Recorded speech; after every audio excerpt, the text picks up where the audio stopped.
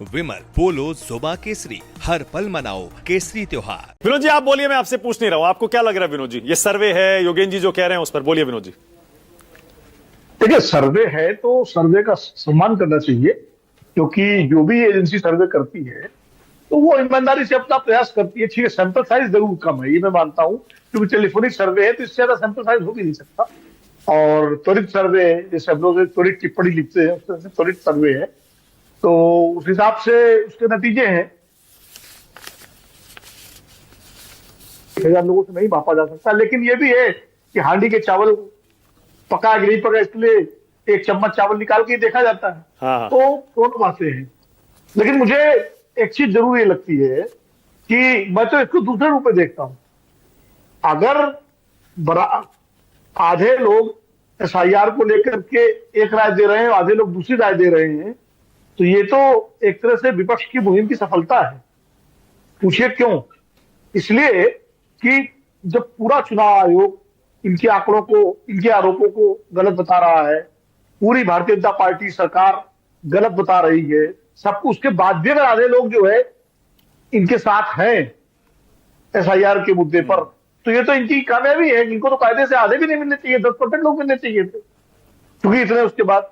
तो ये कहीं ना कहीं आज ही इंडियन एक्सप्रेस की एक रिपोर्ट है बिहार को लेकर के, बड़ी डिटेल रिपोर्ट है।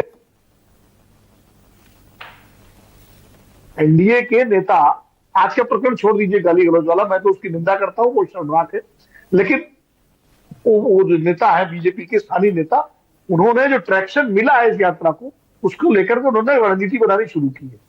और रणनीति ये बनानी शुरू की है कि अब सारे कॉन्स्टिट्यूंसीज में एनडीए की मीटिंगें होंगी, प्रवक्ताओं की फौज उतारी जाएगी और बड़े बड़े नेताओं की रैलियां होंगी। इस पूरी रणनीति बन रही है। तो रणनीति इसलिए बन रही है, क्यों? कहीं ना कहीं इसको लेकर के जो जिस तरह से ये पूरा एक बिहार यात्रा हुई है, तो जो है महागठबंधन के कार्यकर्ता खड़े हो गए, उनके समर्थक वर्ग खड़ा हो गया, तो उसको काउंटर करना है। तो इसका मतलब ये नहीं कह सकते कि कोई प्रभाव नहीं पड़ा है। प्रभाव तो पड़ा है, कितना पड़ा है ये चुनाव के नतीजों से पता लगेगा, और कैसे इसको चुनाव तक ये सस्टेन करता है महागठबंधन, कर पाएगा कि नहीं कर पाएगा। लेकिन अखिलेश जी बैठे हुए हैं और हमारे बहुत अच्छे मित्र हैं, आरपी सिंह जी भी है। मैं एक बात जरूर अखिलेश जी कहूंगा, रोकिए इस तरह की भाषा प्रधानमंत्री जी के खिलाफ या किसी के भी खिलाफ बोलना, ये राजनीति की मर्यादा के खिलाफ है। और इसकी तुरंत कांग्रेस पार्टी को निंदा करनी चाहिए, जांच करानी चाहिए कि इस तरह के नारे लगाने वाला व्यक्ति कौन था।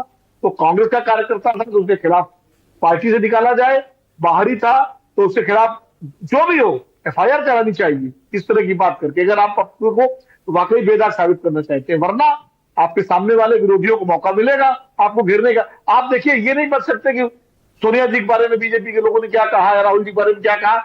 जो कहा होगा वो जाने, उसमें वो जनता फैसला करेगी। लेकिन आप क्या कह रहे हैं, या आप नहीं कह रहे, आपके मंच से जो कहा जा रहा है उसकी निंदा तुरंत होनी चाहिए।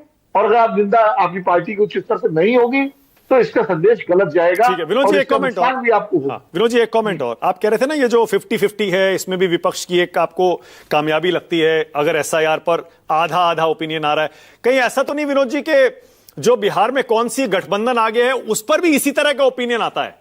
40% के आसपास, 39 के आसपास वोट। अमिताभ ने भी एक सर्वे किया था, उसमें भी ऐसा ही लग रहा था, बराबरी, कांटे की टक्कर लग रही थी। आपको लगता है एसआईआर पर अब कौन सा व्यक्ति किस पार्टी के साथ है उसी हिसाब से अपना ओपिनियन दे रहा है? निश्चित रूप से देखिए, ये बात सही है कि विभाजित है राय एसआईआर के मुद्दे पर भी। और जब आप सवाल पूछते हैं गठबंधन, महागठबंधन और एनडीए के बीच में लड़ाई की, तो भी जिस तरह का ओपिनियन आता है सर्वे में, तो लगता है कि दोनों के बीच में कांटे की टक्कर है। और अगर कांटे की टक्कर है तो चुनाव बहुत दिलचस्प होगा। इसमें दोनों की सफलताएं हैं।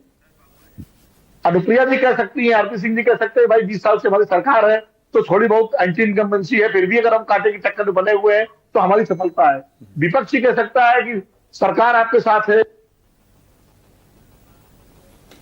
कर सकते हैं, आप तमाम योजनाएं लागू कर सकते हैं, प्रधानमंत्री नरेंद्र मोदी जैसा नेता है, फिर भी हम अगर आधे पर है आपको टक्कर दे रहे हैं तो हमारी सफलता है। तो अपने अपने तरीके से इंटरप्रिटेशन हो सकता है। लेकिन एक बात बड़ी दिलचस्प है, अनुप्रिया जी आपने कहा कि नीतीश जी महागठबंधन की नींव रखी थी, इंडिया गठबंधन की, सही भी है, नीतीश जी ने रखी। लेकिन यह भी बड़ी विडंबना है कि जिस मोदी सरकार से लड़ने के लिए नीतीश जी ने महागठबंधन बनाया था, उसी के साथ चले गए। हाँ मतलब बीजेपी से लड़ने के लिए कांग्रेस के कई नेता जो है इसलिए कांग्रेस छोड़ के गए कि कांग्रेस बीजेपी से लड़ नहीं पा रही राहुल गांधी के नेतृत्व में, और बीजेपी में चले गए। तो ये भी बड़ी राजनीति की विडंबना है कि आप जिससे लड़ने के लिए हथियार निकालते हैं, उठाते हैं, और फिर उसी के साथ चले जाते हैं। हाँ। तो इसका मतलब कहीं ना कहीं राजनीतिक अवसरवाद से पूरी राजनीति ग्रस्त है।